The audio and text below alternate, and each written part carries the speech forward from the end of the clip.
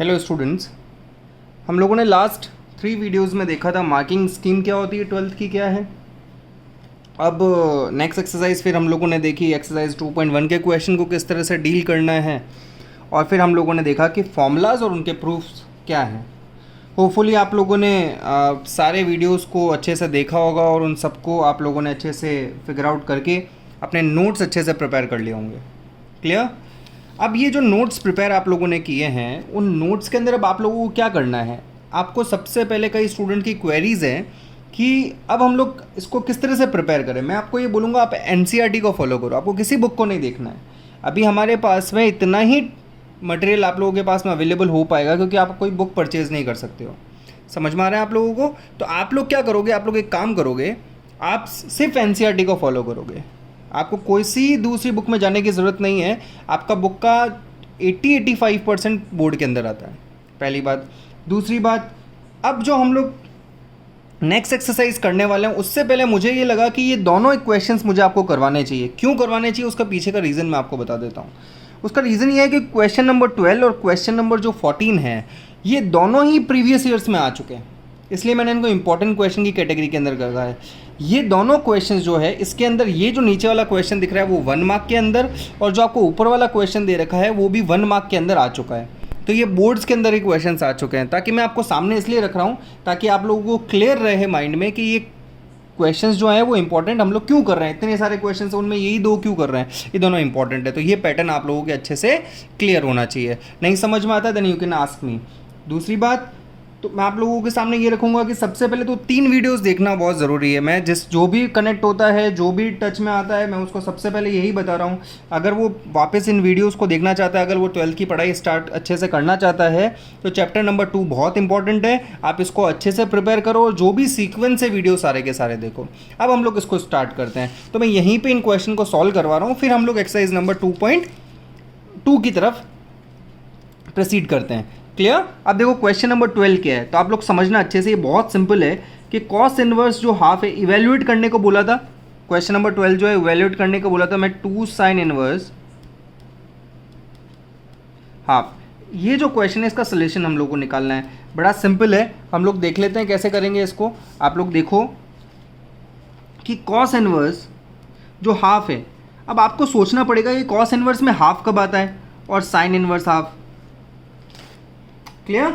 अब हम लोग आप लोगों को ये सोचना पड़ेगा कि कॉस इनवर्स और साइन इनवर्स में हाफ कब आता है, ये हम लोग देखते हैं। तो कॉस इनवर्स में जो आप लोगों के पास में हाफ आएगा वो किस केस में आएगा, आप बताओ मुझे। कॉस इनवर्स में हाफ आता है कॉस π/3 के ऊपर। कॉस 60 जो होता है वो कितना होता है, हाफ होता है। और इसका यहाँ पर साइन इनवर्स बाहर है, तो अंदर भी आपको क्या बनाना पड़ेगा, साइन बनाना पड़ेगा। तो ये हो जाएगा साइन π/6। बोलो सही है या नहीं है? एक ही कॉन्सेप्ट है, गुरु मंत्र यही है कि अगर बाहर कॉस इनवर्स है तो अंदर कॉस बनाओ, बाहर साइन इनवर्स है तो अंदर साइन बनाओ। कॉस से कॉस सिंप्लीफाई, ये हो जाएगा π/3 प्लस 2 साइन से साइन सिंप्लीफाई π/6। बड़ा सिंपल सा है। 3 π/3 plus π/3, it means answer is 2π/3। ये इसका आंसर है। ये तो हो गया क्वेश्चन नंबर 12, है ना। एक्सरसाइज नंबर 2.1 का मैंने मार्क कर दिया है, यहाँ पे लिख दिया, आप लोग अच्छे से देखना। नेक्स्ट है क्वेश्चन नंबर 14 जो tan inverse √3 minus sec inverse -2। ये भी 1 मार्क का क्वेश्चन आ चुका है, प्रीवियस ईयर का है,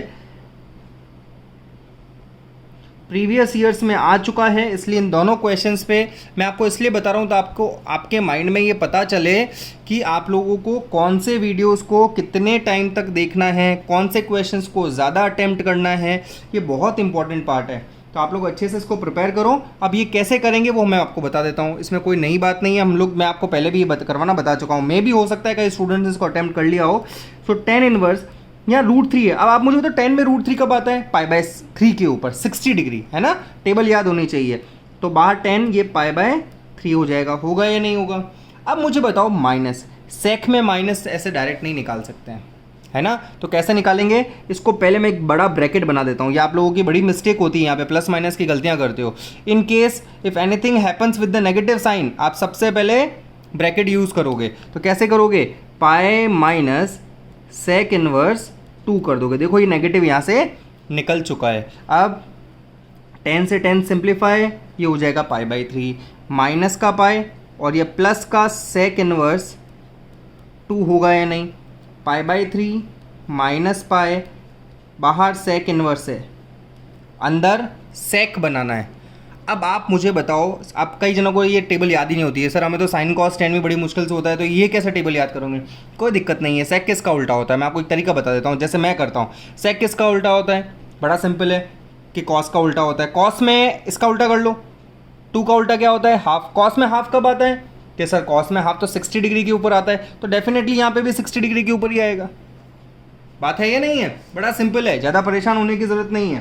क्लियर हुआ माइंड में? तो आप लोग क्या करोगे, कॉस में सोचो कि कब आता है। कॉस के अंदर जो होता है वो आप लोगों के पास में जो आंसर आता है वो कहाँ पे आता है? 60 डिग्री। अब इस 2 का 1/2 कर लो, तो क्या मैं इसको सेक π/3 कर सकता हूँ? या कर सकता हूँ ना?